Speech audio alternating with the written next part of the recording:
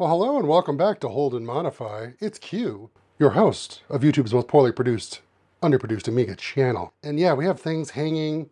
We have cards sitting outside. This is the 4000 from the last video you may have watched. Well, hopefully you watched it. And it is mostly back together.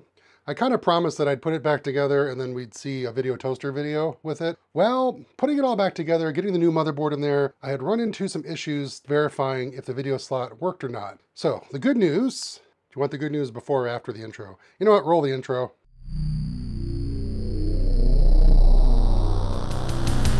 This computer will rule the world.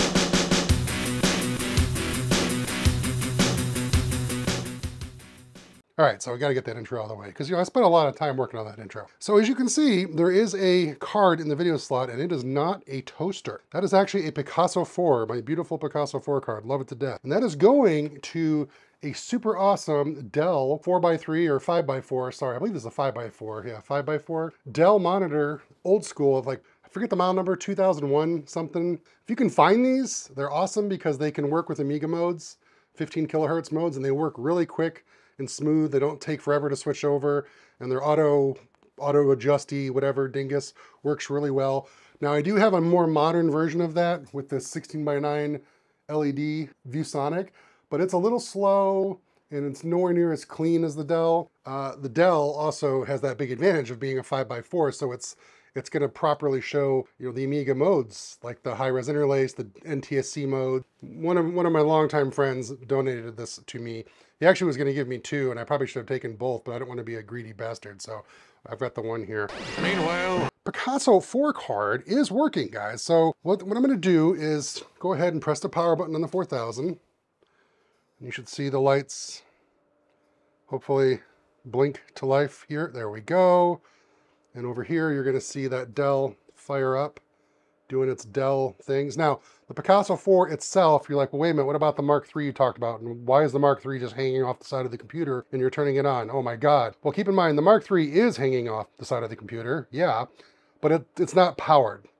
That's simply a slot, just a slot thing for the HDMI connector. There's no power going to it. It's null and dead. The Picasso 4 is itself a flicker fixer, so it does the same thing the Mark III does, right? And if you look over here, you already see I've got the Amiga in a Picasso mode, a nice sexy 800 by 600, which looks great on this display. So there you go. Lightwave is now opening up on a high-res interlace screen that's flicker fixed. That doesn't really show off the Dell, does it, right? Because the Dell can handle 15 kilohertz interlaced Amiga modes and 15 kilohertz non-interlaced Amiga modes just fine. Now, if you do interlacing, the Dell is going to flicker. The reason it's not flickering is because the Picasso 4 is a flicker fixer. So we've got this NTSC screen properly aspect ratioed, no weirdness, so that circles are always circles when you're using the native Amiga modes. And then when you switch back over, you'll go back to your square pixel, 800 by 600 type screen mode. What I was having an issue with, so I got this whole Amiga back together and I was a little freaked out as I activated my Amiga share and it got my networking card working. You can launch Eyebrows. Well, I was loading up Eyebrows, like I was going over here to Eyebrows and I was loading files off my network and I was getting recoverable alerts followed by gurus. And I was really concerned, like, whoa, what's going on? What's going on? So I rebooted the Amiga, and this time I did not activate my network share. I just left it alone and was using my Amiga, and I'm like, oh, everything's cool, everything's working, yay. And then I went ahead and just fired up Eyebrows because, my network stack still launches at startup and just sits in the background, and that's fine. Don't have any other active programs other than that share, let's say, that I could fire up. So I fired up Eyebrows, and sure enough, almost instantly, I got a recoverable alert followed by a guru. And I'm like, okay, that started making me wonder, is there some kind of clash with the network card on the Picasso, or what's going on? Is the buster bad? Is the Rev 11 buster on this new board busted? As some of you may or may not know, I didn't know, Dr. Chris had to tell me, a recoverable alert generally means a memory issue. So what's probably happening is that if you look here, I had my memory card plugged in above my network card. And Chris is suggesting, and those of you that know this too, I don't know tech stuff. I have to just do all this on my own and then go to you guys or go to guys like Chris to help me out. Apparently, I need to put this card closer to the board, underneath that networking card. Drop this down in the bottom slot. To be fair, on my prior Amiga 4000 board. This was installed down below, just above the last slot before the video slot. Why didn't I put it in that same slot this time? Don't know. I guess it was easier to do it right there, and that's why I did it. So that might explain what's going on. In fact, I believe because I did not have anything in the video slot, I think I had the networking card in the slot below, and then maybe this was in the very bottom slot, the Zorro part of the video slot. Anyway, what we're gonna do now is I'm gonna power this 4000 down, do some card shuffling here and see what happens. And you guys can be witness. I know this is gonna be, I thought we were gonna be doing a toaster video. Sorry, that's not what this is. This is a putting the 4000 back together, troubleshooting video. And let me go ahead and tidy this up a bit.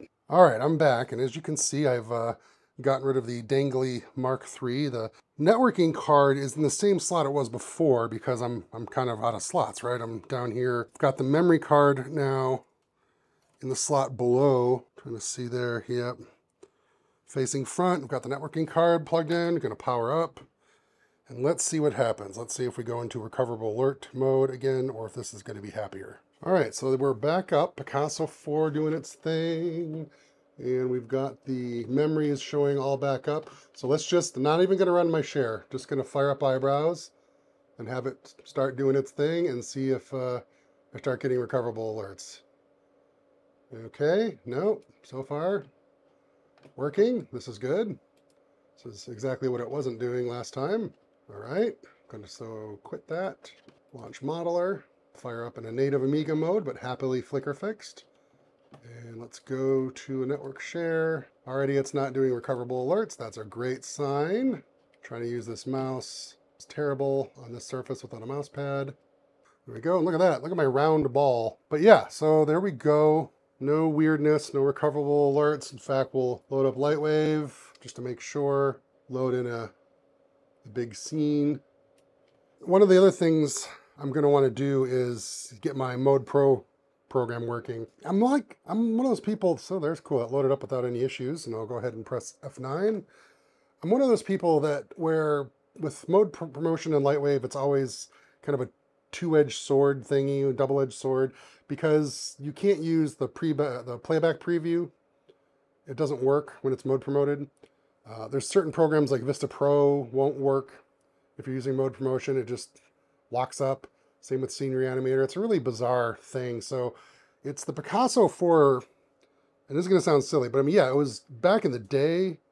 It was super, super cool to have because they gave you the high color modes. You could open up a massive Lightwave and a massive modeler, 1024 by 768. Oh my gosh, that was huge. But then you are giving up some flexibility of like native Amiga support stuff with RTG. Now the weird thing is nowadays with these like Mark IIIs and RGB to HDMIs, we have alternative solutions to get a nice rock solid clean image off our Amigas and then use our native graphic capabilities, whether it's the original graphics or the AGA graphics. I'm just trying to say that some of the luster and some of the allure of the Picasso and these RTG cards is a little lost on someone like me. I guess what I'm trying to say is maybe I'm just way too nostalgic for the Ham8 stuff. I don't know. There's little quality of life features you lose in programs like Lightwave and Modeler because you're using an RTG card. Does bug me. Like Modeler has the ability to automatically wiggle the model for you. So if you go over here to, let's get over there. If we go over to Modeler, so in the Modeler, if you go up here to Display, and you go to Options, gosh, don't you love Amiga operating system? It's just rendering in the background. It doesn't care. So it has the ability to do this little, I know it seems cute, but this little wiggle of your 3D model. It does that automatically for you. And that's really convenient because it helps you with perspective. It helps you with depth in the model that you're working on to see where something is in perspective. Because, back then we didn't really have OpenGL solid shaded graphics. It did come later as a plugin, but this little wiggle that it's doing really helps with your ability to gauge where polygons are in the model and what it's doing.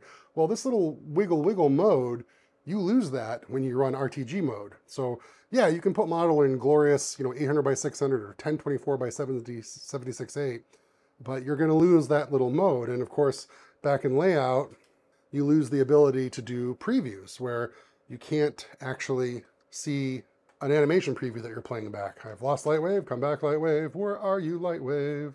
So while Lightwave is still rendering here, I can't really talk about that, but let me just go ahead. The whole point of doing this was to make sure that it wasn't going to recoverable alert, and it hasn't. So that's fine. All right, so in Lightwave, when you're using native Amiga modes, you can go down here and make preview, all right? When you make this preview, when you go to play it back, down here using the playback tools, okay? It's gonna say I don't have one, but anyway, when you go down and you do that playback, it's not gonna work with an RTG Amiga. It just doesn't work. It needs to use the native screen mode. So those are the little gotchas, right?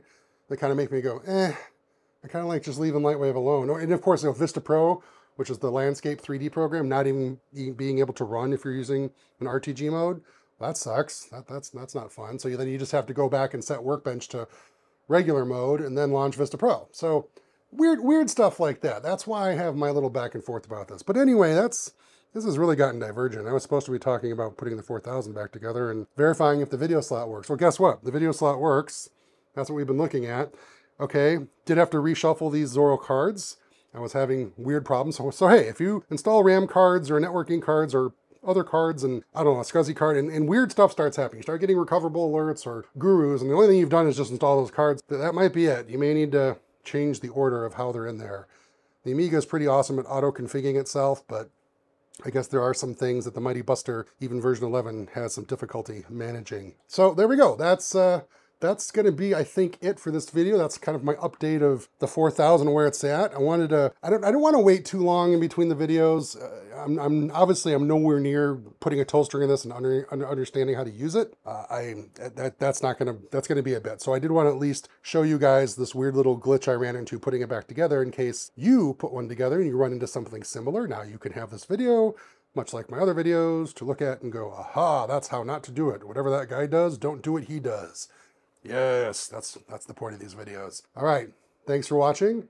And yep, I'm done with this video.